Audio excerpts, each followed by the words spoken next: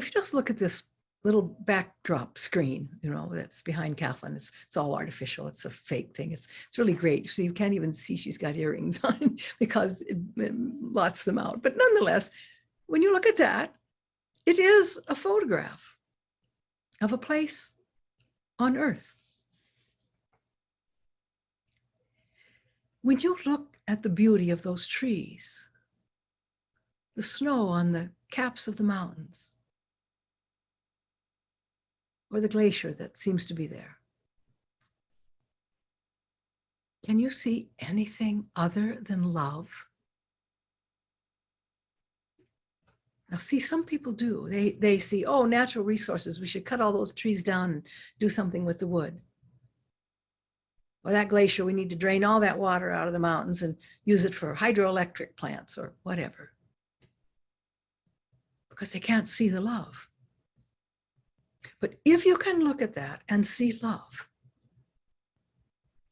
then you're capable of moving into a vaster space. Yes, with the bombs that humans make, so much of nature is destroyed, torn asunder. So many little beings, the wildlife, is caught up in something they didn't create and have really no opinion on. And yet they suffer because they happen to be in a field that's too small for the kind of love you can see just in this backdrop. That is what you came from. A love big enough to light the entire sky. Indeed, that's who you are. So bring that sunshine into your heart. Open it up a little bit. And try not to be quite so judgmental of others. You've go a long way in healing the schisms that are out there. You don't have to be right. The ego does. The ego has to be right. But you, as an agent of the divine, as an extension of this powerful love, you do not have to be right. And that doesn't make you wrong. So give it up.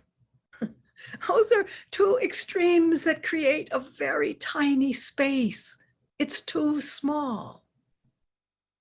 When you have a population nearing 8 billion people on the planet, it's too small. Right and wrong will not get you there. Another thing, a Rumi's, I'll pull it up here. In the religion of love, there are no believers nor unbelievers. Love embraces all. Yes, that's who you are. Remember it. And then enter the field of love that brought forth not only this beautiful planet, but an entire cosmos. The lights of stars and galaxies and even superneutron stars that are the brightest thing in the universe.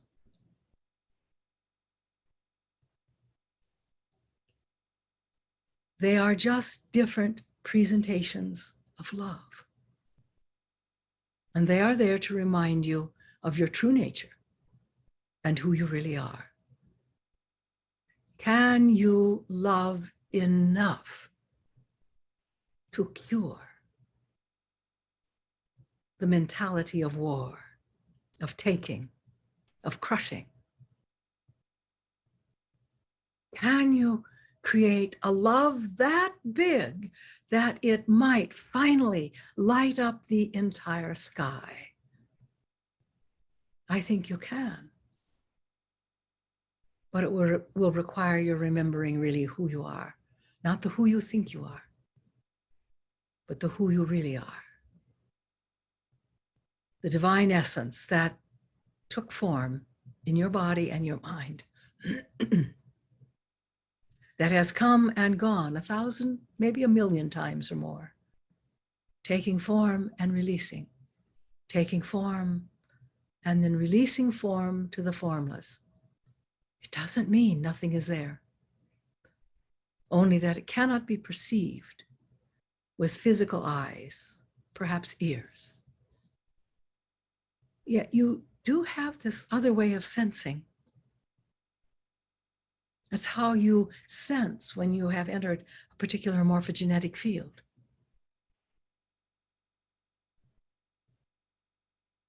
And that faculty for sensing needs now to be steeped and filled and nourished by the love of this cosmos. It is who you really are. So yes, I love you because I cannot do anything else. If I truly come from love, and I recognize that you too have come from love, how can we do anything except love each other? It's not possible. Oh, yes, the ego tells us other things are possible, maybe even desirable. But you see, it's not true because you suffer. You feel deep angst. Whether it was put in place by the recent global events or whether it was put in place by an ego not getting something it wanted. The angst is there because the love, the spaciousness is not big enough. Maybe some of you can understand that a few years ago when we were doing some chakra work, I recommended a recording by a recording artist named Deva Premal, who she has several recordings, but one that I think from an energetic standpoint was top of her game. The title of it is Love is Space. Now, perhaps you can see why I gave that teaching last month on spaciousness. It's how you come to find love. They are the same thing, really. Defined differently, yes, by humans, because humans have qualifications when they define love. Well, if you love me, you would do this. If you love me, you would not do that. But it's coming from the wrong place. It's not coming from what is.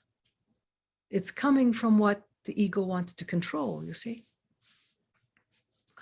Oh, love is such a vast ocean of beingness that all the words we use tend to shortchange the gifts it has and what it truly is.